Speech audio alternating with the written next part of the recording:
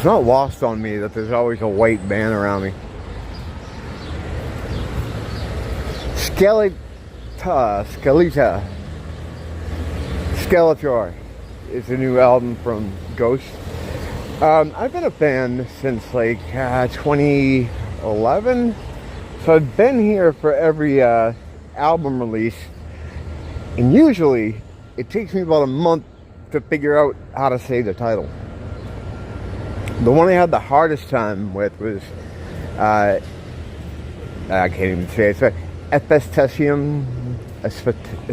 I still can't do it, so there you go. Yeah, they always have these Latin kind of titles, and it's cool, but it's kind of tough to talk about an album and you can't even say the fucking title. But I was kind of not worried about it, but I saw a lot of mid reviews of this online, like a lot of people saying it wasn't as good as the other ones, and you know, from some bigger, I guess, music publications. And so I was like, oh man, that sucks. But yeah, it's great. It's great. That's my review. Thanks for coming by. Don't blame the teeth now. We'll say this though, it's probably the least movement forward for their sound. Of course, the earlier days was when they took the biggest steps between releases. Opus and Epistesium are like huge leap there, and even into Meloria, and right up to prequel. Like prequel is almost like a cinematic kind of sounds, like a movie. Then a little bit of progression in Impera, and this one is almost like Impera's Part 2, which I think he said he didn't want to make. But now it's not bad that there's not that much forward momentum for the band's sound. But what happens is, after a while, once you get in that spot, if you gotta do a little bit to change things up. Like on the last album, they had that track 20s, which I thought was really a big move for them. It was like reggaeton, and I thought that was going to be a much bigger deal than it was.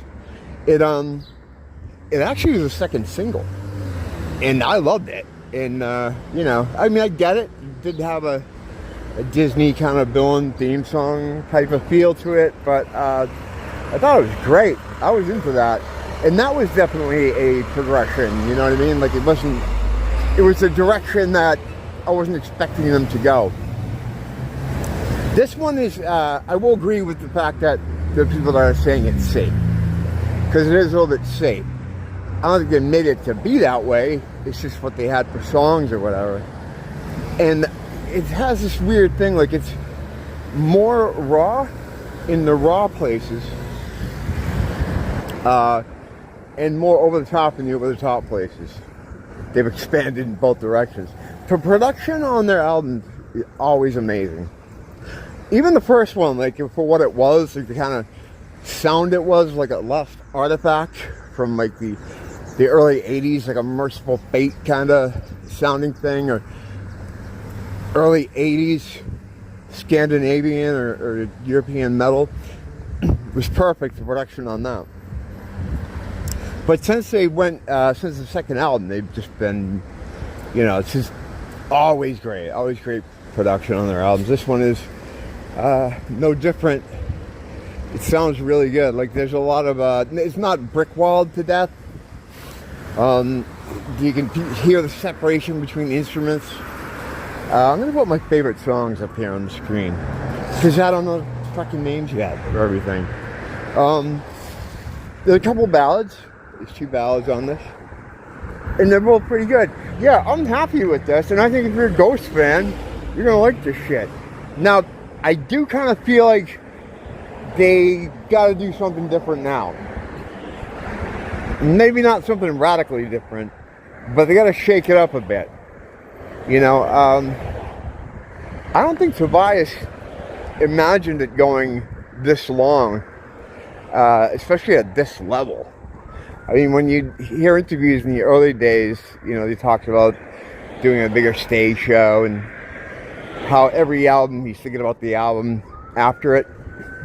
Maybe he still is, but I think he was like on maybe a 5-year plan in the beginning. And this is going on a lot longer than that. And I don't know. It's the kind of thing, like, it's cliche to say. Excuse me, just had to light this. It's that old cliche thing, but it applies here. If you're a fan, you're going to like it.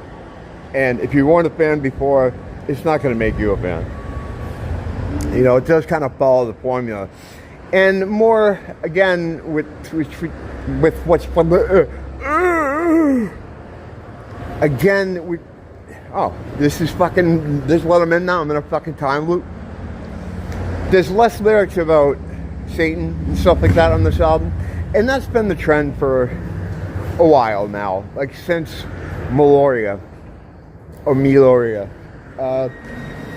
Hey Dom, what's up, man? What's going on? But yeah, so I'm liking it. I need to listen to it a lot more. I've only given it a few spins. But yeah, I think it falls right in line with the other ones. I don't think there's any deficit in any area that's stuck out to me. Good length, like most of their stuff always is. Now after this, I expect like an EP, because that's usually how they've been doing it since they've been a band. So they'll have that next. And then the thing that always confused me, or that I don't like, is how then they'll put an EP out, but then they make a deluxe edition of their regular albums and they add the EP to it. That's confusing. I don't like that. That's my autism does not fucking drive with that at all. I wish they wouldn't do that. And then for Infestesium, it was even weirder because they had a deluxe edition with just one extra song that wasn't on the EP. I don't like those kind of shenanigans. I really don't. But, I mean, those are my only kind of, I guess, complaints, I guess. Is maybe the lack of or slower forward momentum for an overall sound, which isn't even a problem in some future thing where they may put the fucking possible EP songs on this split. I mean, that's not even a thing. That would be a future loss. But, yeah, so I'm going to head in now. That's about it. There's nothing much to say about this. It's great. If you like the other ones, you'll like this. Thanks for stopping in. Until next time, don't blame the teacher. Blame the school.